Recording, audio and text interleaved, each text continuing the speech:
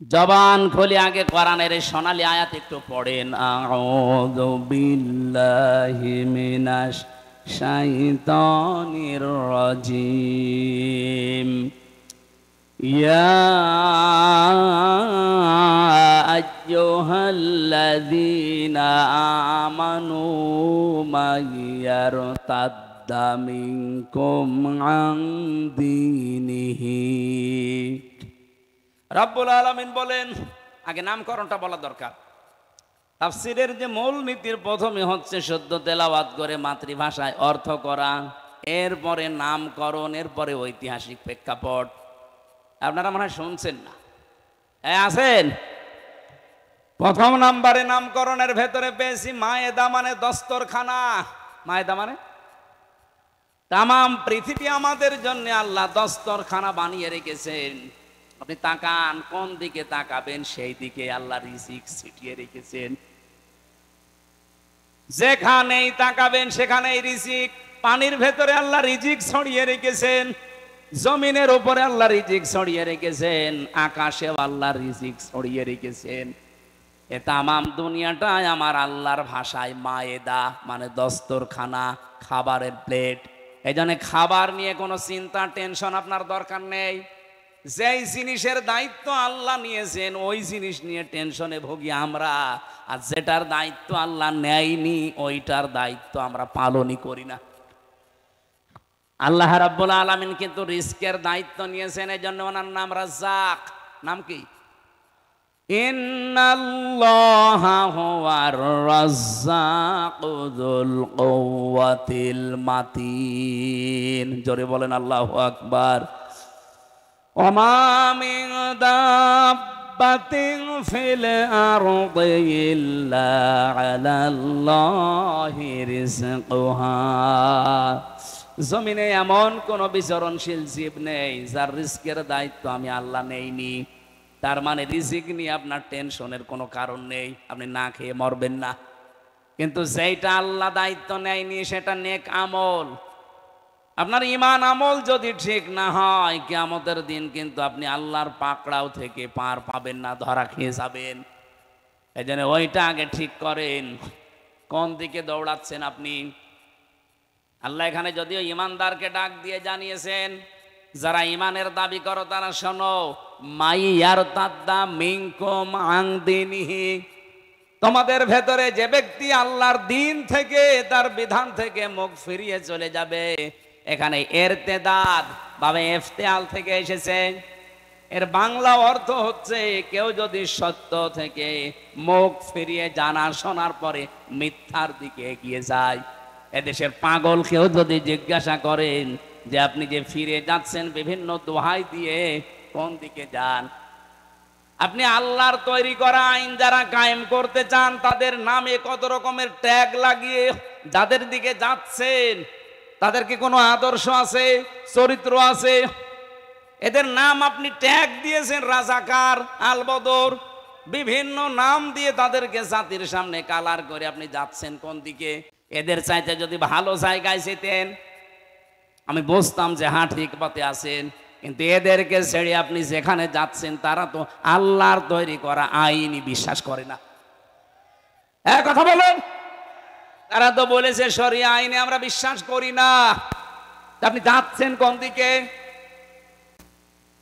আপনি যদি এর চাইতে আরো ভালো জায়গায় যেতেন, অথচ 1 বছর 1 মাসে এই দেশের মানুষ প্রমাণ পেয়েছে যে আল্লাহর তৈরি আইন যারা এই জমিনে কায়েম করতে চায় তারা মদ খায় না, তারা জেনা করে না, তারা জুয়া খেলে না, এমনকি তারা বিড়িও খায় না। কিন্তু এর বাইরে যারা আছে তাদের চরিত্র বলতে কি আছে আপনি একটু দেখান তো। আজকে জাহাঙ্গীরনগর বিশ্ববিদ্যালয় যেটা জাকসু নির্বাচনে একজনের প্রার্থিতা বাতিল হয়ে গেছে শুধু ড্রপ টেস্ট করার কারণে। আমার মনে হয় আগামীতেও যত নির্বাচন বাংলাদেশে হবে, এদেশের জনপ্রতিনিধি যারা হবে তাদেরকে এই পরীক্ষাটা দিয়ে ময়দানে নামা লাগবে। ও রক্ত নিয়ে আগে পরীক্ষা করা হবে ও কোনো কিছু খায় কিনা। আমার তো মনে হচ্ছে ইসলামপন্থীরা বাদ দিয়ে দেশে অনেকেই ছিটকে পড়ে যাবে। কারণ অধিকাংশ নেতারা দেখি লাল পানি ছাড়া চলতে পারে না। কথা বলে না কেন? লাল পানি যদি নাও খায়, লাঠি তো খায়। কি নাম জানো? আকিস বিড়ি। আরে তার একটু দামি তা খায়। কিন্তু যাদের রক্তের ভেতরে বিড়ি নেই, সিগারেট নেই, মদ নেই, গাঁজা নেই, ভান নেই, এমনকি বাবা তাও নেই, ডাইলও নেই, এরপরেও আপনি তাদেরকে বিশ্বাস করতে চান না। আরে তারা তো প্রমাণ দিয়েছে। আপনার এই পাবনার দুইজন, মাওলানা মতিয়ার রহমান নিজামী, মাওলানা আব্দুস সোবহান, আপনাদের নিজেদের সামনে উনি 7 বারের না কয়বারের এমপি ছিল? 5 বার। 5 বার এমপি থাকলে সে তো বাংলাদেশের মালিক হয়ে যাওয়ার কথা। অথচ তার অবস্থান লক্ষ্য করে দেখেন, তার গ্রামের বাড়ি হলুদিয়া নাকি যেন, মাওলানা আব্দুস সোবহান জালালপুর। ওনার শ্বশুর বাড়ি হলুদিয়া নাকি যেন, ওলাদি। মাওলানা মতিয়ার রহমান নিজামীর কবরে গিয়েছিলাম কয়েকদিন আগে। বাড়ি ঘরের দিকে তাকালে আমার মনে হচ্ছে মেম্বারের বাড়ি তার ছাড়া ভালো। অথচ তিনি মেম্বার না, চেয়ারম্যান না, উপজেলা চেয়ারম্যান না, মেয়র না, এমপি শুধু না, মন্ত্রী ছিল। আল্লাহ পাক বলেন তোমরা বিজয়ী হবে না, হবেই। শেষে হর্ষাই আছে। একটা শর্ত শুধু দিলাম, ইন কুনতুম মুমিনিন, যদি মুমিন হতে পারো। সুতরাং এবার আমরা এই দেশে দেখতে পাচ্ছি মুমিন যেভাবে তাদের ঈমানকে সংরক্ষণ করার জন্য তাদের ওয়াদাকে ঠিক মতো জায়গায় দেওয়া আরম্ভ করেছে, এভাবে যদি অব্যাহত থাকে এই দেশে ইসলাম ছাড়া কেউ সংসদে যাবে না। আমাদের উচিত শুধু ঈমানদার হওয়া। বলেন তো বিজয় দেওয়ার মালিককে? আরো জোরে বলেন। ঈমানদার হওয়ার মালিককে? ও বলছে আল্লাহ। আল্লাহ ঈমানদার হবে? আল্লাহ তো ঈমানদার আছে। আল্লাহর নামই মুমিন। ঈমানদার হওয়ার মালিক আল্লাহ না, ঈমানদার হওয়ার মালিক আমরা। আমরা যদি নির্ভেজাল ঈমান আনতে পারি, মাস্ট বি, এখানে যারা এখনো দোদুল্যমান অবস্থায় আছেন, অমিনান নাসি অমাই ইয়াকফুর বিল ঈমানি ফাকাদ ইসতামসাকা বিল উরওয়াতিল ওয়াসআ লা ইনফিসামা লাহা ওয়াল্লাহু সামিউন আলিম। ফামান ইয়াকফুর বিত-তাগুতি ওয়া ইউমিন বিল্লাহ। বাংলাদেশের এই পজিশনে আয়াতটা এখন খুব দরকার। অনেক মানুষ এখনো দোদুল্যমান অবস্থায় আছেন, ঈমানও এনেছেন, কুফরি কাজও করেন। তাদের বলছি, আপনি যদি সত্যি ঈমান আনতে চান, পয়লা নাম্বারে আপনাকে তাগুত ছেড়ে দেওয়া লাগবে। আজ বাংলাদেশে দল দুইটা, আমি ওপেন বলি, এদেশে আল্লাহর দল আর শয়তানের দল, মাঝখানে আর কিছু নেই। আপনি যদিও মনে করেন না মাঝামাঝি কিছু আছে, কিচ্ছু নেই। একটা হচ্ছে আল্লাহর দল আর একটা শয়তানের দল। ইসলাম যারা যে দেশে কায়েম করতে চায়, 1 নম্বরে তারা আল্লাহর দল। ইসলামের বাইরে যারা অন্য আইনে দেশে কায়েম করতে চায়, বাংলায় বলছি, তারা শয়তানের দল। সে যে নামে আসুক না কেন, যাদের উদ্দেশ্য এইটা যে আমরা মানুষের তৈরি করা আইন কায়েম করব, এটা শয়তানের দল। আর আপনি বিশ্বাস করতে পারেন শয়তানের দল জীবনেও সাকসেস হবে না। উলাইকা হিজবুশ শাইতান উলাইকা হুমুল খাসিরুন। শয়তানের দল এরা হচ্ছে ক্ষতিগ্রস্ত। উলাইকা হিজবুল্লাহ উলাইকা হুমুল মুফলিহুন। আল্লাহর দল যারা, এরা সফল কাম। জোরে বলেন সুবহানাল্লাহ। এজন্য এই দলে যারা আছেন, নিজেদেরকে হীনমন্যতায় ভোগাবেন না, ছোট ভাববেন না। আল্লাহ পাক আপনাকে ভালোবেসেছেন, পছন্দ করেছেন, এই জন্য আপনাকে দিয়ে তার একামতে দ্বীনের কাজ করাচ্ছেন। এটাকে আমি বানিয়ে বলছি। সূরা সূরার 13 নম্বর আয়াতের শেষের দিকে দেখেন, আল্লাহু ইয়াজতাবি ইলাইহি মাইয়াশা ওয়া ইয়াহদি ইলাইহি মাইয়ুনিব। আল্লাহ পাক বলেন, আমি আল্লাহ যাকে পছন্দ করি, যাকে নির্বাচিত করি, যাকে মনোনীত করি, কাকে করি? ওয়াহদি ইলাইহি মাইয়ুনিব, যে লোকটা আমি আল্লাহর দিকে মন থেকে ফিরে আসতে চাই। সুতরাং এই দেশে এখন যে অবস্থা আরম্ভ হয়েছে, আপনি দিনের দিকে যারা একামতে দিন দেশে কায়েম করতে চায়, আল্লাহর দিন, আপনি চোখ কান বুঝে চলে আসেন, একেবারে ফিরে আসেন জীবনের মতো আল্লাহর জন্যে। দেখবেন আপনাকে আল্লাহ নির্বাচিত করে নেবে তার দিন কায়েমের কর্মী হিসাবে। হ্যাঁ, কথা বলেন না কেন? 18 কোটি মানুষ এই দেশে এখন। আজকে আমার মনে হয় 11 তারিখ, 1 তারিখের জরিপ পড়ছিলাম, বাংলাদেশে এখন প্রায় 7 কোটি 20 লাখ মানুষ চাচ্ছে দেশে আল্লাহর দিন কায়েম হোক। বাকি এখনো যারা আসতে পারেন নাই, ফিরে আসেন। আপনিও যেন এই দলে সামিল হয়ে যে আল্লাহর মনোনীত, নির্বাচিত, পছন্দনীয় হতে পারেন। হ্যাঁ, এই কথা বললে কারা আসে না, রাগ করে, আল্লাহ তাও জানিয়েছেন আগের শব্দে, কাবর আলাল মুশরিকিনা মা তাদউহুম ইলাই। রব্বুল আলামিন বলেন, হে নবী, আপনি যেদিকে মানুষকে ডাকেন, এই কথাটা শুনলে সবচাইতে বেশি মন খারাপ করে, খারাপ লাগে, কষ্ট পায়, রাগ হয় মুশরিকদের। কি কথা বলেন না কেন? আলেমরা যারা এদিকে আজ বাংলাদেশে মানুষকে ডাকে দিন কায়েম করার জন্যে, খেদমতে দিন না, একামতে দিন। আমি আবার বলছি, এই বাংলাদেশে 2টা পদ্ধতি চলছে, একটা খেদমতে দিন আর একটা একামতে দিন। আল্লাহ পাক এখানে আগের শব্দে দিয়েছেন আনাকিমুদ্দিন ওয়ালা তাতাফাররাকু ফি, দিন কায়েম করার বিষয়ে কোনো মত পার্থক্য করবা না। এই আয়াতগুলোর সারমর্ম আমি এটা পেয়েছি, একামতে দিন যারা কায়েম করতে চায়, এই কথাগুলো শুনলে সবচাইতে বেশি মন খারাপ হয়, খারাপ লাগে, রাগ করবে মুশরিকরা। সুতরাং আমরা দিন কায়েমের কথা বললে যাদের রাগ হয়, তারা যেন বিশ্বাস করে তাদের জান্নাত, তাদের দ্বারা কোনো না কোনো ভাবে শিরিক হচ্ছে, আর শিরিক হলে লোকটা মুশরিক। এক কথা বলেন না কেন?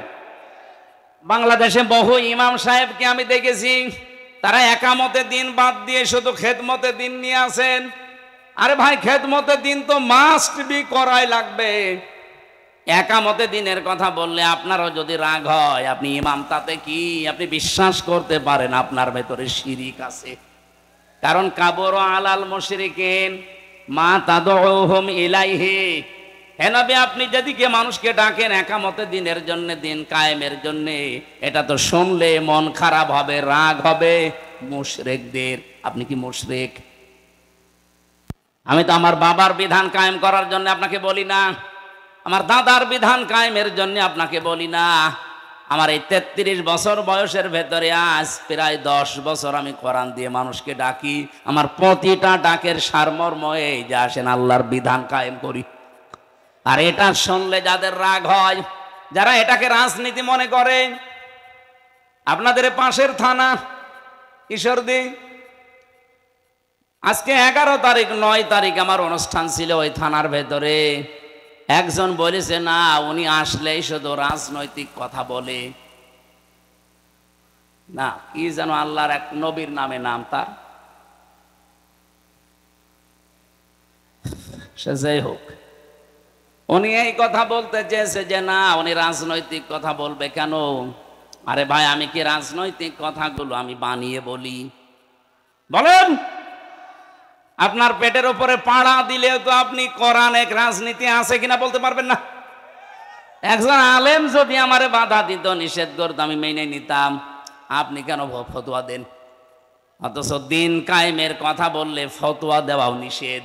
আনাকিমুদ্দিন ওয়ালা তাতাফাররাকু ফি, আপনি যাই করেন এ বিষয়ে কোনো মত পার্থক্য করা যাবে না।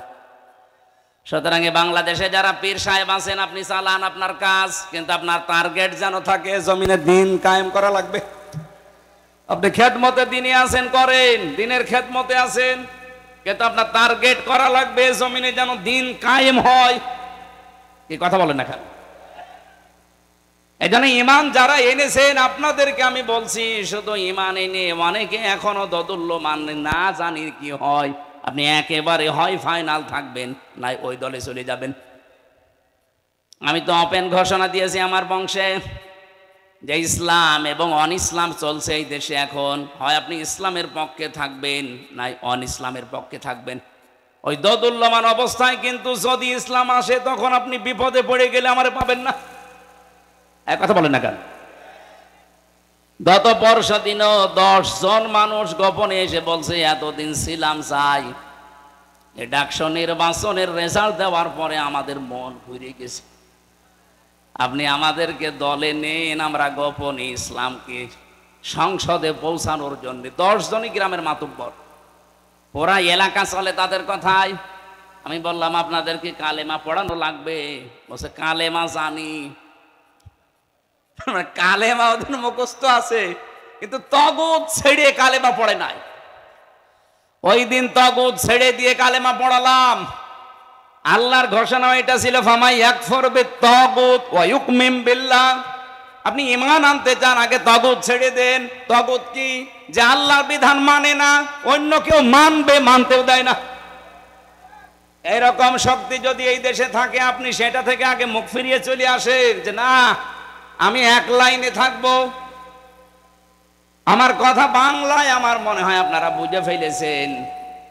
দোদুল্যমান অবস্থায় থাকবেন না, ইসলাম এবার আসবেই আসবেই আসবে। তখন কিন্তু আপনি বিপদে পড়ে যাবেন। এজন্য চলে আসেন একবারে, বিপদে পড়লেও তখন আপনার লাভ। কারণ মুমিন যারা মরে গেলেও লাভ, বেঁচে থাকলেও লাভ। আর কাফের যারা বেঁচে থাকলেও ওদের লস, মরে গেলে তো আরো লস। কাফেরদের জীবনে কোনো শান্তি আল্লাহ রাখে না। আপনি যদিও চর্মচোখে দেখতে পান খুব শান্তিতে আছে, কে বলেছে আপনাকে? যারা কাফের, যারা মুশরিক, এই দুনিয়াদার যারা গোনায় অভ্যস্ত, অপরাধ করতে করতে জীবন শেষ করে, ওই মানুষগুলোর জীবনের শান্তি আল্লাহ নষ্ট করে দেয়। এটা আমি বানালাম না। আমান আ'রাদা আন যিকরি ফাইন্না লাহু মাঈশাতান দনকা ওয়া নাহশুরুহু ইয়াওমাল কিয়ামাতি আ'মা। রব্বুল আলামিন বলেন আমার বিধান থেকে কেউ যদি মুখ ফিরিয়ে নেয়, আমার ঘোষণা হচ্ছে তার জীবন আমি সংকীর্ণ করে দেই। তার আয় উন্নতিতে কোনো বরকত থাকে না। চর্ম চোখে দেখা যায় প্রতিদিন 5 লাখ উপায় হচ্ছে। এই যে এই মানুষটা মনে করেন প্রতিদিন 5 লাখ উপায় করছে, বাবা শাহজালাল, সব হালাল মনে করি। হয়তো প্রতিদিন 5 লাখ আপনার আসবে, কিন্তু আল্লাহ যখন ধরবে এমন দিক থেকে আপনার টাকা 10 লাইনে চলে যাবে, আপনি টেরও পাবেন না। উপায় হয়েছিল 5 লাখ, প্রতিদিন যাবে এবার 7 লাখ। নেন, বাবারটা খরচ করেন। এমনকি দুনিয়ার আফসোসই শেষ না। ওয়া নাহশুরুহু ইয়াওমাল কিয়ামাতি আ'মা। এটা আরো ভয়ঙ্কর। কিয়ামতের দিন যখন উঠবেন আপনার চোখ থাকবে না।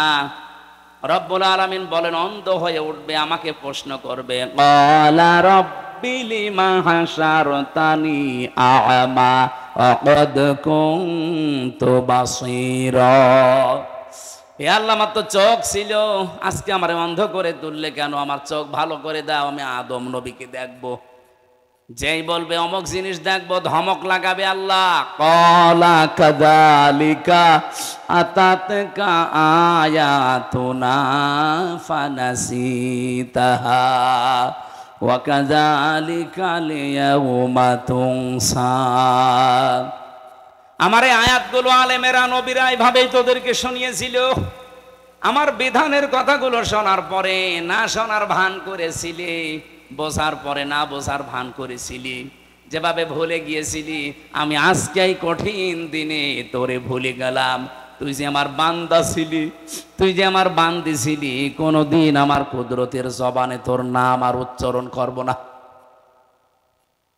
ও পাবনাবাসী, ময়দানে মাশারে কঠিন অবস্থায় যদি আল্লাহ আপনার নাম আর উচ্চারণ না করে বলে যে আর আমি চিনি না, ও আমার বান্দা না, ও আমার বান্দি না, আমার মুখ দিয়ে কোনো দিন এই আমির হামজা নামটা আমি আর বলবো না, বলেন তো তার মতো কপাল পোড়া আর কেউ আছে? এই জন্য ফিরে আসেন আপনি অ্যাক্টিভ ভাবে। আমার আত্মের তেলাওয়াত কিন্তু আয়াত ওই রকম। সূরা মায়েদার 54 নম্বর আয়াতটা পড়েছি আমি। এমন কিছু মেসেজ আয়াতের ভেতরে এই বাংলাদেশ সম্পর্কে আমার মনে হচ্ছে আছে। আয়াতের ব্যাখ্যা বিশ্লেষণ পড়ার পরে আমার মনে হয় যে এই মাত্র আল্লাহ এই দেশ দেখে নাজিল করল। আপনি একটু অ্যাক্টিভ ভাবে শুনবেন, অবশ্যই কিছু পাবেন এখান থেকে। যেহেতু সিরাত মাহফিল লিখেছেন, বাংলাদেশে বেশিরভাগ মিলাদ মাহফিল হয়, সিরাত মাহফিল কম হয়। অথচ মানুষ যদি ওই মিলাদ থেকেও শিক্ষাটা নিতে পারতো, বাংলাদেশে এই সাদাবাজি থাকতো না। আমি সিরাত ইবনে হিশাম পড়ছিলাম, সিরাত বিশ্বকোষ, বিশেষ করে আর রাহিকুল মাখতুম। এখানে নবীজির জন্ম নিয়ে যে মিলাদ যারা দেন, মিলাদ মানে জন্ম, মিলাদ মানে এই মিলাদ নিয়ে যারা মাতামাতি করেন শুধু জিলাপি আর খিচুড়ি, তাদেরকে বলছি এই শিক্ষাটা অন্তত আপনি নেবেন। মিলাদ আপনি দেন, আমি নিষেধ করছি না, কিন্তু শিক্ষাটা নেন। মিলাদ মানে জন্ম, নবীজি জন্ম নিয়ে কি করেছিলেন। ঐতিহাসিক যারা তারা লিখছে নবীজি জন্মের পরেই 3 জন মহিলার দুধ পান করেছিলেন। 1 নম্বরে আমেনা, 2 নম্বরে উম্মে আইমান, 3 নম্বরে হযরতে হালিমাতুস সাদিয়া রাদিয়াল্লাহু তাআলা আনহা। হযরতে হালিমা বলেন, আমি ওই সময় মুশরিকা ছিলাম। মোহাম্মদকে কোলে তুলে নেওয়ার পরে আমি ডান স্তন তারে দিলাম, সে পান করেছে। বাম স্তন তারে দিলাম, সে সঙ্গে সঙ্গে মুখ বের করে দিয়েছে।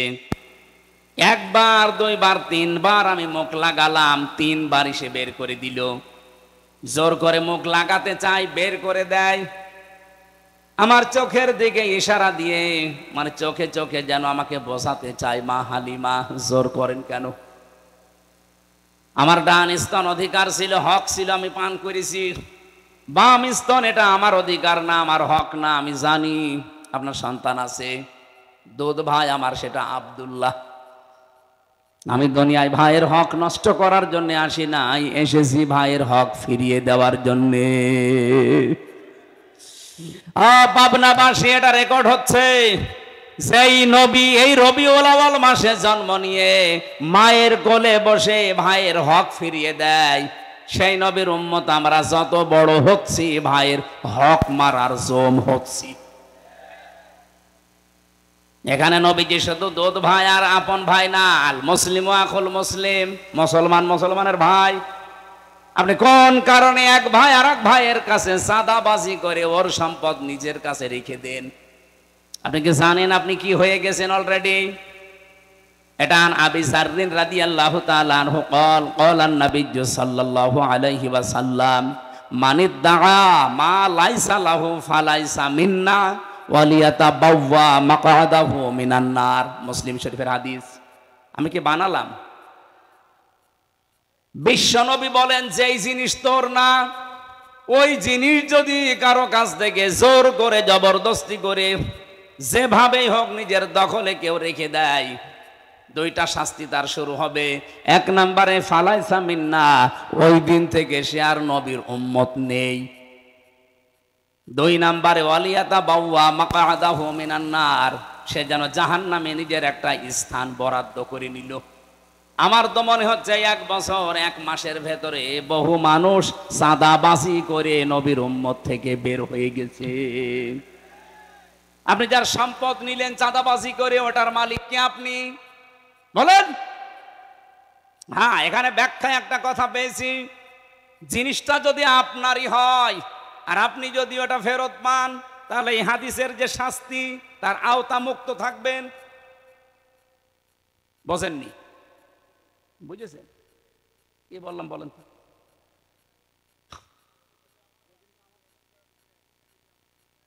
হ্যাঁ, ঠিক আছে। এই যে যারা ইসলামী ব্যাংকের নামে অপবাদ দেন যে ওরা ছিনতাই করে নিয়েছে, আপনি এত বড় মিথ্যা কথা বলতে পারলেন? ইসলামী ব্যাংক আপনার বাবা, যাদের ব্যাংক তারা ফেরত পেয়েছে। কথা বলছেন এখানে যারা মাথার ঘাম পায়ে ফেলে ব্যাংকটা বানিয়েছে, তারা আজকে ফেরত পেয়েছে, হাত ছাড়া হয়ে গিয়েছিল। সুতরাং তারা হাদিসের শাস্তির আওতা মুক্ত থাকবে। তারা আপনার জিনিসও যদি এভাবে হাত ছাড়া হয় আপনি পান, কিন্তু আমরা দেখতে পেয়েছি যতটুকু পাওয়ার কথা তার চাইতে 50 ডবল অনেকে বেশি পেয়ে গেছে। কি কথা বললেন না?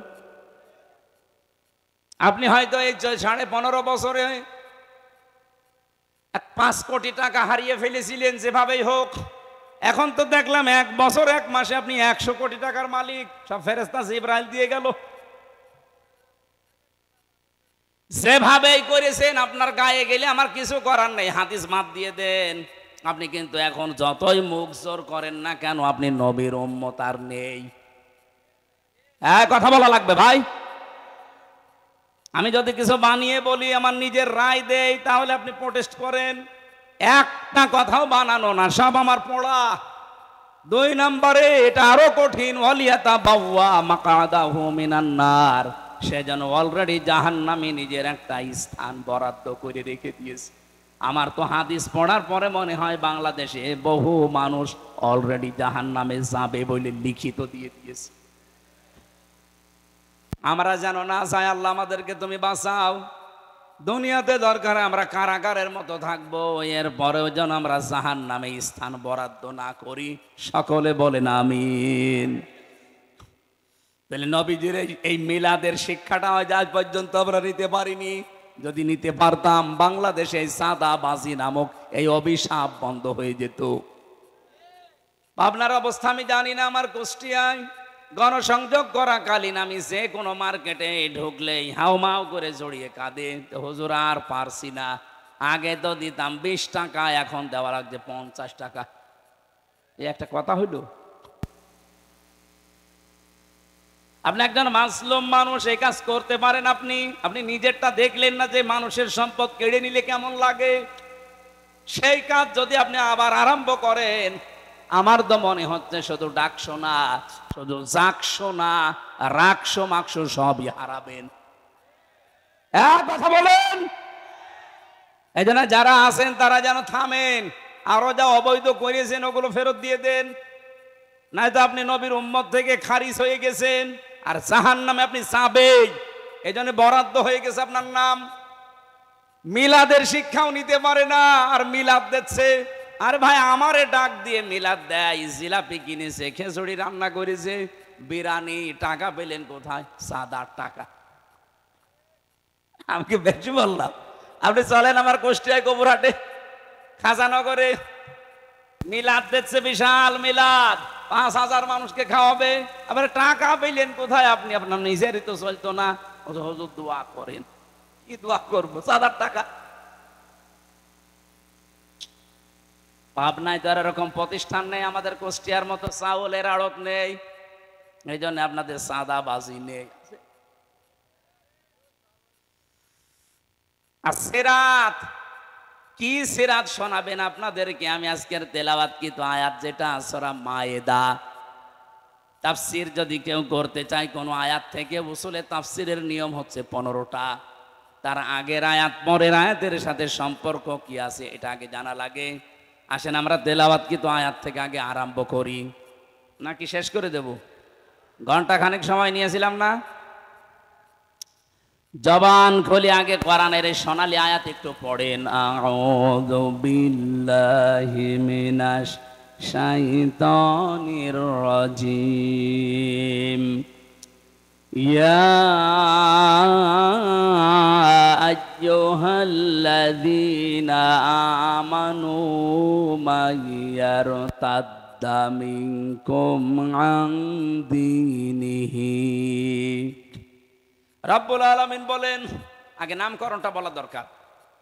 তাফসীরের যে মূল নীতির প্রথমে হচ্ছে শুদ্ধ তেলাওয়াত করে মাতৃভাষায় অর্থ করা, এরপরে নামকরণ, এরপরে ঐতিহাসিক প্রেক্ষাপট। আপনারা মনে হয় শুনছেন না? আছেন? প্রথম নাম্বারে নামকরণের ভেতরে পেয়েছি মায়েদা, মানে দস্তরখানা। মায়েদা মানে তামাম পৃথিবী আমাদের জন্য আল্লাহ দস্তরখানা বানিয়ে রেখেছেন। আপনি তাকান, কোন দিকে তাকাবেন সেই দিকে আল্লাহ রিজিক ছিটিয়ে রেখেছেন। যেখানেই তাকাবেন সেখানেই রিজিক। পানির ভেতরে আল্লাহ রিজিক ছড়িয়ে রেখেছেন, জমিনের উপরে আল্লাহ রিজিক ছড়িয়ে রেখেছেন, আকাশেও আল্লাহ রিজিক ছড়িয়ে রেখেছেন। এ তামাম দুনিয়াটাই আমার আল্লাহর ভাষায় মায়েদা, মানে দস্তরখানা, খাবারের প্লেট। এই জন্য খাবার নিয়ে কোনো চিন্তা টেনশন আপনার দরকার নেই। যেই জিনিসের দায়িত্ব আল্লাহ নিয়েছেন ওই জিনিস নিয়ে টেনশনে ভুগি আমরা, আর যেটার দায়িত্ব আল্লাহ নেয়নি ওইটার দায়িত্ব আমরা পালনই করি না। আল্লাহ রাব্বুল আলামিন কিন্তু রিস্কের দায়িত্ব নিয়েছেন, এই জন্য ওনার নাম রাজ্জাক। নাম কি? ইন্নাল্লাহা হুয়ার রাজ্জাকু যুল কুওয়াতিল মাতিন। জোরে বলেন আল্লাহু আকবার। ওয়া মা মিন দাব্বাতিন ফিল আরদি ইল্লা আলাল্লাহি রিজকুহা। জমিনে এমন কোন বিচরণশীল জীব নেই যার রিস্কের দায়িত্ব আমি আল্লাহ নেইনি। তার মানে রিজিক নিয়ে আপনার টেনশনের কোনো কারণ নেই, আপনি না খেয়ে মরবেন না। কিন্তু যেটা আল্লাহ দায়িত্ব নেয়নি সেটা নেক আমল। আপনার ঈমান আমল যদি ঠিক না হয় কিয়ামতের দিন কিন্তু আপনি আল্লাহর পাকড়াও থেকে পার পাবেন না, ধরা খেয়ে যাবেন। এই জন্য ওইটা আগে ঠিক করেন, কোন দিকে দৌড়াচ্ছেন আপনি। আল্লাহ এখানে যদিও ইমানদারকে ডাক দিয়ে জানিয়েছেন, যারা ইমানের দাবি করো তারা শোনো, মাইয়ার তাদ্দা মিনকুম আন দীনিহি, তোমাদের ভেতরে যে ব্যক্তি আল্লাহর দিন থেকে তার বিধান থেকে মুখ ফিরিয়ে চলে যাবে। এখানে ইরতেদাদ ভাবে ইফতিয়াল থেকে এসেছে, এর বাংলা অর্থ হচ্ছে কেউ যদি সত্য থেকে মুখ ফিরিয়ে জানা শোনার পরে মিথ্যার দিকে এগিয়ে যায়। এদেশের পাগল কেউ যদি জিজ্ঞাসা করেন যে আপনি যে ফিরে যাচ্ছেন বিভিন্ন দোহাই দিয়ে কোন দিকে যান, আপনি আল্লাহর তৈরি করা আইন যারা কায়েম করতে চান তাদের নামে কত রকমের ট্যাগ লাগিয়ে যাদের দিকে যাচ্ছেন তাদের কি কোনো আদর্শ আছে, চরিত্র আছে? এদের নাম আপনি ট্যাগ দিয়েছেন রাজাকার, আলবদর, বিভিন্ন নাম দিয়ে তাদেরকে জাতির সামনে কালার করে আপনি যাচ্ছেন কোন দিকে? এদের চাইতে যদি ভালো জায়গায় যেতেন আমি বুঝতাম যে হ্যাঁ ঠিক পথে আছেন, কিন্তু এদেরকে ছেড়ে আপনি যেখানে যাচ্ছেন তারা তো আল্লাহর তৈরি করা আইনই বিশ্বাস করে না। এক কথা বলেন, তারা তো বলেছে শরিয়া আইনে আমরা বিশ্বাস করি না। আপনি যাচ্ছেন কোন দিকে? আপনি যদি এর চাইতে আরো ভালো জায়গায় যেতেন, অথচ 1 বছর 1 মাসে এই দেশের মানুষ প্রমাণ পেয়েছে যে আল্লাহর তৈরি আইন যারা এই জমিনে কায়েম করতে চায় তারা মদ খায় না, তারা জেনা করে না, তারা জুয়া খেলে না, এমনকি তারা বিড়িও খায় না। কিন্তু এর বাইরে যারা আছে তাদের চরিত্র বলতে কি আছে আপনি একটু দেখান তো। আজকে জাহাঙ্গীরনগর বিশ্ববিদ্যালয় যেটা জাকসু নির্বাচনে একজনের প্রার্থিতা বাতিল হয়ে গেছে শুধু ড্রপ টেস্ট করার কারণে। আমার মনে হয় আগামীতেও যত নির্বাচন বাংলাদেশে হবে এদেশের জনপ্রতিনিধি যারা হবে তাদেরকে এই পরীক্ষাটা দিয়ে ময়দানে নামা লাগবে, ও রক্ত নিয়ে আগে পরীক্ষা করা হবে ও কোনো কিছু খায় কিনা। আমার তো মনে হচ্ছে ইসলামপন্থীরা বাদ দিয়ে দেশে অনেকেই ছিটকে পড়ে যাবে, কারণ অধিকাংশ নেতারা দেখি লাল পানি ছাড়া চলতে পারে না। কথা বলে না কেন? লাল পানি যদি নাও খায় লাঠি তো খায়। কি নাম জানো? আকিস বিড়ি, আর তার একটু দামি তা খায়। কিন্তু যাদের রক্তের ভেতরে বিড়ি নেই, সিগারেট নেই, মদ নেই, গাঁজা নেই, ভান নেই, এমনকি বাবা তাও নেই, ডাইলও নেই, এরপরেও আপনি তাদেরকে বিশ্বাস করতে চান না। আরে তারা তো প্রমাণ দিয়েছে। আপনার এই পাবনার 2 জন, মাওলানা মতিয়ার রহমান নিজামী, মাওলানা আব্দুস সোবহান, আপনাদের নিজেদের সামনে উনি 7 বারের না কয়বারের এমপি ছিল? 5 বার। 5 বার এমপি থাকলে সে তো বাংলাদেশের মালিক হয়ে যাওয়ার কথা। অথচ তার অবস্থান লক্ষ্য করে দেখেন, তার গ্রামের বাড়ি হলুদিয়া নাকি যেন, মাওলানা আব্দুস সোবহান জালালপুর, ওনার শ্বশুর বাড়ি হলুদিয়া নাকি যেন ওলাদি। মাওলানা মতিয়ার রহমান নিজামীর কবরে গিয়েছিলাম কয়েকদিন আগে। বাড়ি ঘরের দিকে তাকালে আমার মনে হচ্ছে মেম্বারের বাড়ি তার ছাড়া ভালো। অথচ তিনি মেম্বার না, চেয়ারম্যান না, উপজেলা চেয়ারম্যান না, মেয়র না, এমপি শুধু না, মন্ত্রী ছিল। একজন মন্ত্রীর আমি 620টা বাড়ি পেলাম, আর ওনার বাড়ির অবস্থা কি, দেওয়া উপরে টিন দেওয়া। আমার মনে এর চাইতে ভালো মানুষ যদি আপনারা পেতে চান, এই দেশে আর হবে না, ফেরেশতা দেওয়া লাগবে। আপনাদের বিবেকের ওপর এবার ছেড়ে দিয়েছি, নিজের পায়ে নিজে কোড়াল মারলে আপনার নিজেই ধরা খাবেন। আর সমস্ত ট্যাগ দিয়ে যারা ফিরে দিতে চান, আল্লাহর কসম আপনি ধোঁকা দিতে চাচ্ছেন, আপনি জীবনেও ধোঁকা দিতে পারবেন না আল্লাহকে এবং ইমানদারকে। যারা সত্যিকারের ঈমান এনেছে তাদেরকে এই দেশের কোনো মুনাফিক ধোঁকা দিয়ে বোকা বানাতে পারবে না, বরং তারা নিজেরাই ধোঁকায় পড়ে মরবে। ইখাদিউনা আল্লাহা ওয়াল্লাযীনা আমানু ওয়া মা ইয়াখদাউনা ইল্লা আনফুসাহুম ওয়া মা ইয়াশউরুন। ওরা আল্লাহকেও ধোঁকা দিতে চায়, এমনকি ইমানদারকে ধোঁকা দিয়ে বোকা বানিয়ে নিজেদের সাধ্য সিদ্ধি করতে চায়। আল্লাহ বলেন আমি আল্লাহ তো ধোঁকায় পড়ি না, এমনকি আমার ইমানদারকেও তারা ধোঁকা ফেলতে পারে না, নিজেরাই নিজেদের ধোঁকায় পড়ে মরে কিন্তু টের পায় না। আজ বাংলাদেশে যদি সত্যি আপনি ইমানদার দাবি করে থাকেন, জীবনেও মুনাফিকের ধোঁকায় আপনি পড়বেন না। মুনাফিকদের ধোঁকায় যেমন আল্লাহ পড়ে না, ইমানদারও বলুন। আর আপনি যদি ধোঁকায় পড়ে যান, আপনি বুঝবেন আপনার ইমানের সমস্যা ছিল। আল্লাহ নিজে বলছেন আমিও ধোঁকা খাই না, আমার ইমানদার যারা তারাও ধোঁকা খায় না।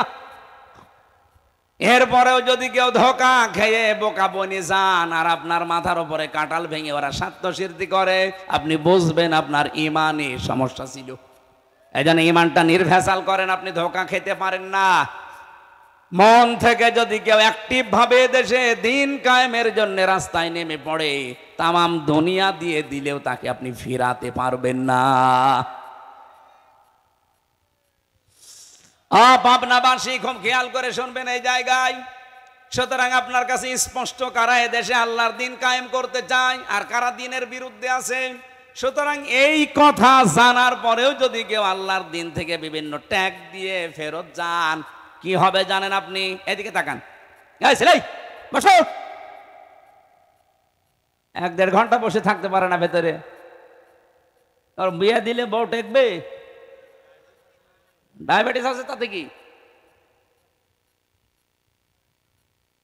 পোশাক পায়খানার জন্য গেলে যেতে পারে, অথবা বিড়ি খাওয়ার যদি নেশা থাকে খেয়ে চলে আসবে। কিন্তু ভালো লাগছে না এই জন্য চলে যান, আপনার খবর আছে। আমার আয়াতের দিকে খেয়াল করে আমি বলছি, আমি বানিয়ে বলছি না। আল্লাহ পাক বলেন কি করব জানো? যদি আল্লাহর দিন থেকে বিভিন্ন সোতা নাতা দিয়ে বিভিন্ন রকমের নং ঢঙের কথা বলে বলে ফেরত জানা, এটা রাজনীতি হচ্ছে, এটা দুনিয়াদার, এটা ধান্দাবাজ, এই সমস্ত কথা যদি বলে চলে যান, আল্লাহর কসম আল্লাহ বলেন ফাসাউফা, সিন সাউফা কদ লাম, কোন সেন্টেন্সের আগে যদি একটা আসে বাংলা অর্থ দাঁড়ায় অতি তাড়াতাড়ি। আল্লাহ বলেন ফাসাউফা ইয়াতিল্লাহ, অতি শীঘ্রই আমি আল্লাহ নিজে নিয়ে আসব। এখানে ফাইল কর্তা আল্লাহ নিজে। অতি শীঘ্রই, খুব তাড়াতাড়ি আমি আল্লাহ নিজে নিয়ে আসবো বিকৌমিন, এমন একটা দলকে, ভালো করে শোনেন, এমন একটা দলকে খুব তাড়াতাড়ি তোমাদের মাথার উপরে নিয়ে চলে আসবো। কি করবে জানো? ইউহিব্বুহুম ওয়া ইউহিব্বুনাহু, আমি আল্লাহ তাদেরকে ভালোবাসি এবং তারাও আমি আল্লাহকে ভালোবাসে। আমার তো মনে হচ্ছে আয়াত পড়ার পরে আজ যারা আল্লাহর দিন কায়েম করতে চায় তাদের থেকে মুখ ফিরিয়ে চলে যাচ্ছেন। দেখেন অতি তাড়াতাড়ি আল্লাহ তাদেরকে এই জমিনে এমন একটা দল তাদের মাথার উপরে নিয়ে আসবে যারা আল্লাহকে ভালোবাসে, আল্লাহ তাদেরকে ভালোবাসে। এই দেশে মনে হচ্ছে তারা জামাত ইসলামী বাংলাদেশ।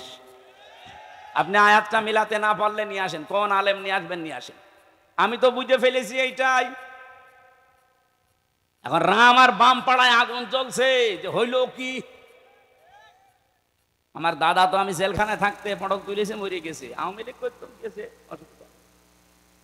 উনি আমার একটা গল্প শুনিয়েছিল ছোটবেলা। বলছে এক লোক মার্কেটে যাবে বাজার করতে, নদী পার হয়ে যাওয়া লাগে, এই যে গড়ায় নদী মনে করে, পদ্মা নদী না,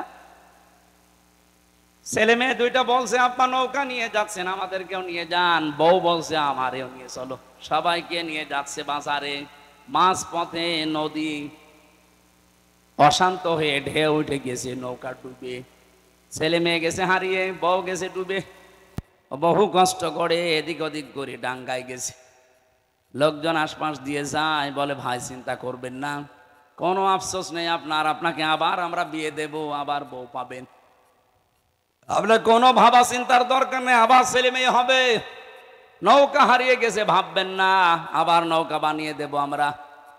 লোকটা এবার মুখ তুলে বলছে ভাই বউ মরে গেছে ভাবতেছি না, ছেলে মেয়ে মরে গেছে ভাবতেছি না, নৌকা হারিয়ে গেছে তাও ভাবতেছি না, ভাবতেছি আমার হইল কি, আমার কি হইল। আমার মনে আছে ডাকসু নির্বাচনের পরে রাম আর বাম যারা, আমি তো লাইভ গুলো দেখছি, তারা এখন মাথার চুল ছিঁড়িয়ে খাচ্ছে যে হইল কি। বিশেষ করে হারপিক মজুমদার, নামটা আমি জানি না, জানো না, নিজাম মজুমদার, এরা নিজাম মজুমদার বলার দরকার নেই, ওরে হারপিক মজুমদার বলবেন।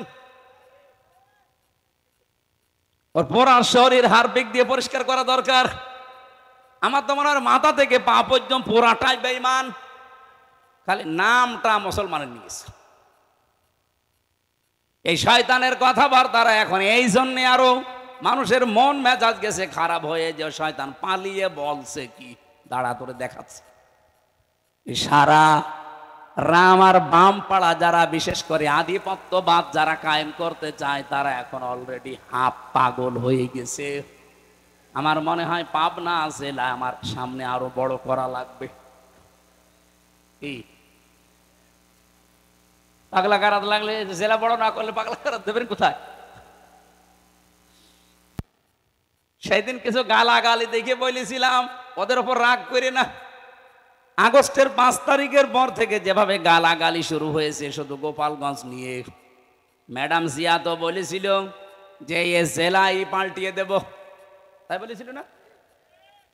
আর আমি একটু শখ করে বলেছিলাম যে এত গালাগালি ওরা খায়, ওদের মানচিত্রে রাখার দরকার নেই, ওদিকে নড়াইল, এদিকে ফরিদপুর আর এদিকে মাদারীপুর, যেহেতু 3টা আসন আছে 3 জেলায় ভাগ করে দেন, ওদের জেলা গায়েব হয়ে যাবে।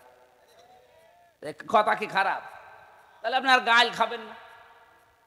কথা বললাম ওদের বাঁচানোর জন্য, যে গাইল কেউ যেন না দিতে পারে, কারণ 3 আসন 3 জেলায় ভাগ হয়ে গেলে গোপালগঞ্জ বলে কোনো জেলা পৃথিবীতে নেই, সুতরাং কেউ গাইলও দেবে না। আর ওরা রেগে গেল, আরে আমার উপর রাখলে হবে, ম্যাডাম জিয়ারে তো কিছু বলতে পারেন না, ও তো পুরো নামই পাল্টিয়ে দিতে চেয়েছিল। এই কথা বলেন না কেন?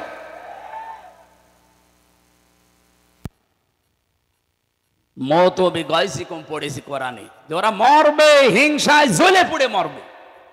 যা আরম্ভ হয়েছে বাংলাদেশের মানুষ যা দেখাচ্ছে, এদেশে রাম বাম আর অন্য কোন দেশের আধিপত্য যারা কায়েম করতে চায় তাদের আর স্থান হবে না। এই কথা বলেন না কেন? এই দেশ চলবে মানুষের, এই বিশেষ করে এই 24-এর সিদ্ধান্ত অনুযায়ী। আমি 47 দেখিনি, আমি 52 দেখিনি, আমি 71 দেখিনি, কিন্তু অস্বীকার করি না। যেটা দেখেছি এই 24 এ অনুযায়ী দেশ চললে আমার মনে হয় দেশটা শান্ত থাকবে। এতদিন ওই সমস্ত দেখেছি দেশ চালিয়ে ওগুলোর চেতনা কাজে লাগিয়ে দেশটা বিক্রি করার পায়তারা ছিল। 24 যারা ধারণ করে এই মানুষগুলো জীবন থাকতে দেশ বিক্রি হতে বলেন বলেন। এই জন্য আগামীর সিদ্ধান্ত কিন্তু একটু কঠিন। বদরের ময়দান আমরা দেখিনি, কিন্তু আগামীতে হয়তো বদরের ময়দান আসতেছে। বদরের ময়দানে নবীজি বলেছিলেন আমার কেমন যেন লাগছে, কারণ বাবার বিরুদ্ধে ছেলে অস্ত্র ধরবে, স্বামীর বিরুদ্ধে স্ত্রী অস্ত্র ধরবে, দোলা ভাইয়ের বিরুদ্ধে শালা অস্ত্র ধরবে, এরকম কঠিন ময়দান নবীজি নিজেও ইতস্তত করছিলেন। সাহাবা একরামের মনের দিকে তাকিয়ে যে কি না কি হয়, একজন যুবক বললেন আপনি কোনো চিন্তা করবেন না, আমার মনে হয় বাংলাদেশে এই ময়দান সামনে এবার আসতেছে। বহু জেলায় কিন্তু স্ত্রী স্বামীর বিপক্ষে যাবে এবার। এক কথা বলেন না কেন? বহু জেলায় বাংলাদেশে বাবার বিরুদ্ধে ছেলে দাঁড়িয়ে যাবে। আমাদের চুয়াডাঙ্গার আলমডাঙ্গায় যিনি নমিনি ওনার বাবা মানুষের তৈরি করা আইনের পক্ষে, আর উনি আল্লাহর তৈরি করা আইনের পক্ষে। আমার মনে হয় সে আবু বকর আর আবু বকরের সন্তানের মতো হয়ে গেছে। একই বাড়িতে আছে। হযরতে আবু বকর বাড়িতে যুদ্ধ করে যখন আসলেন, ছেলে আব্দুল্লাহ ডাক দিয়ে বলে, বাবা আমি কিন্তু জিহাদের ময়দানে তোমারে 3 বার দেখেছিলাম, কিছু বলি নাই। মনে করলাম তুমি আমার বাবা, অন্য কেউ হলে আমি কেটে ফেলতাম। হযরতে আবু বকর খাবার খাচ্ছিলেন, খাবার রেখে দিয়ে হুঙ্কার দিলেন, সন্তান 3 বার তুমি দেখার পরও কিছু বলো নাই। আল্লাহর কসম, যুদ্ধের ময়দানে যদি তোমারে আমি একবার দেখতে পেতাম, একবারে আলাদা করে ফেলতাম। এবার আমার মনে হচ্ছে ময়দান সেইটাই ফিরে আসতেছে। আমি আগেই বলেছি, এবার হয় আল্লাহর দল নাই শয়তানের দল। কথা বলুন। এজন্য যারা উল্টা পাল্টা করতে আসবেন, তারা আগের থেকে সবকিছু থেকে বিদায় নিয়ে আসবেন। স্ত্রীর মহরণা যদি দিয়ে না থাকেন, দিয়ে আসবেন, কারণ আপনি ফিরে যেতে নাও পারেন। আপনি দখল করতে আসবেন আর আমরা ছেড়ে দেব না। ওই ইমানদার এখন আর দেশে নেই। ইমানদার এখন হয়ে গেছে আবু বকরের মতো। বদর দেখিনি, কিন্তু বদর এবার দেখব। উহুদের ময়দান দেখিনি, এবার সামনে উহুদে দেশে দেখবো, হয় ইসলাম থাকবে না ওরা থাকবে।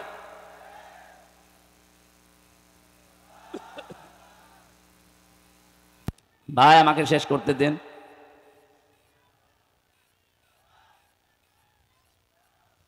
পাবনাবাসী রব্বুল আলামিন যেহেতু জানিয়েছে আমি আল্লাহ নিজে তাদেরকে নিয়ে আসব। হ্যাঁ, কি করবে তারা আপনি এবার মিলান। বাংলাদেশে ৭৩টা দল, কোরআনের আয়াতের সাথে কাদের জীবন চরিত্র কর্মপদ্ধতি মেলে আপনি দেখেন তো। আদিল্লাতিন আলাল মুমিনিনা আইজ্জাতিন আলাল কাফিরিন। রব্বুল আলামিন বলেন তাদের গুণাগুণ হচ্ছে দুনিয়ায় আদিল্লাতিন আলাল মুমিনিন, তারা মুমিনরা নিজেদের প্রতি রহম দিল। আপনি তাকান, বাংলাদেশে বাড়ি আপনার পাবনায়, আমার বাড়ি কুষ্টিয়া। এক জেলা থেকে আর এক জেলা ডিস্টেন্স একেবারে কম না। এখান থেকে আমার বাড়ি কমপক্ষে 50 কিলোমিটার। অথচ আমার মনে হয় যারা দিন কায়েম করতে চেষ্টা চালাচ্ছে এই দেশে, যেতে রেজাউল ভাই এই চেষ্টা করে, আমির হামজাও করে, আমার কাছে আমার মনে হয় আমার আপন ভাইয়ের চাইতে এটা মহাব্বতের বেশি। এটা তৈরি করে দিয়েছে কে?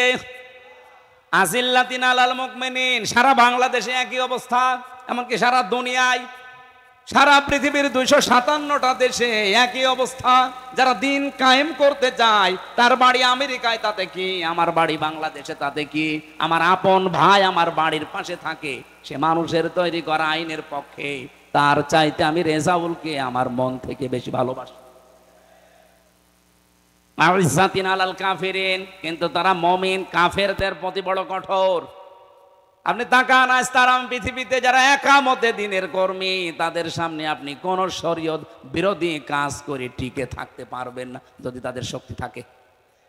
মাস্ট বি, কিছু না করলেও প্রতিবাদ তারা করবেই। এক কথা বলেন না কেন? সুতরাং এই দেশে শরীয়ত বিরোধী কোনো কাজ করলে যারা এদেশের সত্যিকারের ইমানদার, তারা বাধা দেবেই, প্রোটেস্ট করবেই।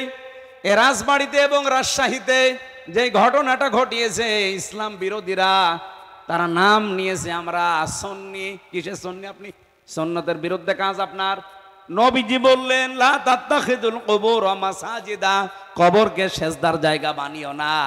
আর নোরা পাগলার কবরকে ওরা কাবার আদলে বানিয়েছে। কত রকমের কথাবার্তা না ইসলামের ডাইরেক্ট বিপক্ষে বলেছে। জনগণ প্রোটেস্ট করে এখন ওই রাজবাড়ি গলন্দ এলাকার আলেম ওলামা পর্যন্ত এখন বিপদে। আজকেও শুনলাম 23 জন আলেমকে গ্রেপ্তার করেছে। কাদের ইশারায় কি করছেন আমি জানি না। সারা বাংলাদেশের আলেমরা যদি এক বাক্যে হুঙ্কার দিয়ে ওঠে, এদেশের যারা নামধারী বাতিলপন্থী যারা আছেন, বিভিন্ন নাম নিয়ে টিকে থাকতে পারবেন না। প্রশাসনকে আমরা আহ্বান জানাবো, এদেশের মুসলমানদের সেন্টিমেন্ট পোষার চেষ্টা করেন। দেশটা শান্ত আছে, অশান্ত করবেন না। আমরা তো কোরআনের আয়াতের তাকিদে এই কাজগুলো করি। আজিল্লাতিন আলাল মুমিনিন আইজ্জাতিন আলাল কাফিরিন। কাফের যারা, তাদের প্রতি কঠোর আমাকে হওয়াই লাগবে। তাদের আচার অনুষ্ঠান, তাদের ব্যবহার, তারা যা করছে ওগুলো তো আমার জন্য না, তারা করছে ইসলামকে ধ্বংস করার জন্য। এই জন্য বাধ্য হয়ে আমার প্রতিষ্ঠা করা লাগছে। ইউজাহিদুনা ফি সাবিলিল্লাহ, তারা জিহাদ চালাবে, তারা সংগ্রাম করবে। লা ইয়াখাফুনা লাওমাতা লাইম, কোন তিরস্কারকে তারা পাত্তা দেয় না। বাংলাদেশে যারা একামতে দিনের কর্মী, তারা এই আয়াতটা 100% মেনে চলছে। কত রকমের কথা তাদের পেছনে লাগিয়ে দেয়, তারা পেছনে ফিরেও তাকায় না। আপনি বলেন খাপের খাপ মিলে যাচ্ছে না? এদেশে অন্য কোন দলের ভেতর আপনি এটা পাবেন না। তাদের দাড়ি ছোট, এর জন্য ফতোয়া দেওয়া হয়। কোনো দিন তারা এর বিরুদ্ধে কথা বলে না, আমার কাজ আমি করে যাব, পেছনে কোত্তা ঘেউ ঘেউ করুক। কোন তিরস্কারকারীর তিরস্কারকে তারা পাত্তা দেয় না। আর এটা যাকে তাকে আল্লাহ দেয় নাই, যে গুণগুলো বললাম, যালিকা ফাদলুল্লাহ, আল্লাহ পাক বলেন এটা আমি আল্লাহর অনুগ্রহ। ইউতিহি মাইয়াশা, যাকে ইচ্ছা আমি আল্লাহ এটা দান করি। সুতরাং এই দেশে যারা একামতে দিনের কর্মী আছেন, আপনি নিজে নিজে আনন্দ পাবেন, আল্লাহ আপনাকে নির্বাচিত করেছেন। নয়তো আপনার ভেতরে মুমিনদের প্রতি মহব্বত দিত না। কাফেরদের আচার অনুষ্ঠান, তাদের প্রতি এমন কঠোর হওয়ার মনোভাব আল্লাহ তৈরি করে দিত না। আপনি দিনের কাজ করতে গিয়ে কাউকে তোয়াক্কা করেন না, কারো তিরস্কারকে ভয় পান না, সামনে এগিয়ে যেতে আছেন। আপনি মনে করবেন এই তিনটা গুণ যাদের ভেতরে আছে, এটা আল্লাহর বিশেষ দয়া আপনার প্রতি। আল্লাহ সবাইকে দয়া বাংলাদেশে দেয়নি, যাদের দিয়েছে তারা যেন শুকরিয়া আদায় করে। আল্লাহু ওয়াসিউন আলিম। রব্বুল আলামিন বলেন আমি কিন্তু বিশাল এবং প্রশস্ত। জোরে বলেন সুবহানাল্লাহ। মেয়েরা যারা এসেছেন তাদের জন্য আমার একটাই ওয়াজ, সামনে আপনাদের বিশাল বিশাল দায়িত্ব আসতেছে, বিশেষ করে আমানতের দায়িত্ব। নবীজি জানিয়েছেন আল্লাহ এবং রসুলের অবাধ্য হয়ে যায় এমন কোন কাজ স্বামী না, বাবা না, পৃথিবীর কারো হুকুম মানা যাবে না। সামনে যেহেতু বলেই দিয়েছি, হয় আল্লাহর দল নাই শয়তানের দল, সুতরাং স্বামী হোক, বাবা হোক, ছেলে হোক, কাউকে মানা যাবে না আল্লাহর বিপক্ষে রায় দিতে গিয়ে। এক কথা বলেন না কেন? মেয়েরা যখন সাবালিকা হয়, সে 12 বছর হোক, 13 বছর হোক, 14 বছর হোক, যখন তাদের শরীর খারাপ হয়, এই দিন থেকে তাদের নামাজ এবং রোজা ফরজ। এর আগে তাদের নামাজ রোজা ফরজ না। আমি বিস্তারিত সময় নেই, সকাল থেকে প্রোগ্রাম শুরু, 1 ঘন্টা পার হয়ে গেছে। আমার লিখিত বই ছিল মেয়েদের জীবন চরিত্রের উপরে। এই বইটা মেয়েদের ঘরে ঘরে রাখবেন। 6 জন মেয়ে আপনার আদর্শ হবে দুনিয়ায়। কি আর ওই যে বিভিন্ন মানুষকে আদর্শ বানায়, ক্যাটরিনা কাইফিনা কি যেন আছে না, ওইটা বাদ দিয়ে যে এইগুলো আদর্শ বানাবেন। এখানে 6 জনের সব চরিত্র দেওয়া আছে, আদর্শ নারী। আমি নিজে করেছি এটা।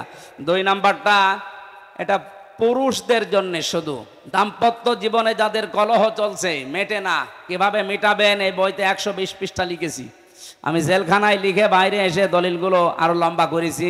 আর এটা শুধু মেয়েদের জন্য। দাম্পত্য জীবনে স্বামী স্ত্রীর মিল মহাব্বত নেই, সমস্যা এবং এর সমাধান কি হবে, এই 3টা বই এখানে আছে। আমার মনে হয় পাওয়া যায়, ওই যে গাড়িতে বই আছে, যাওয়ার সময় নিয়েছেন আপনারা। মাহফিল নিয়েছে মাত্র 3-4 দিন আগে, এই জন্য এত বড় বিশাল আয়োজন। আমি তো মনে করছি মনে হয় একেবারে ছোট মসজিদে হবে। এ বিশাল আয়োজনে যারা সম্পৃক্ত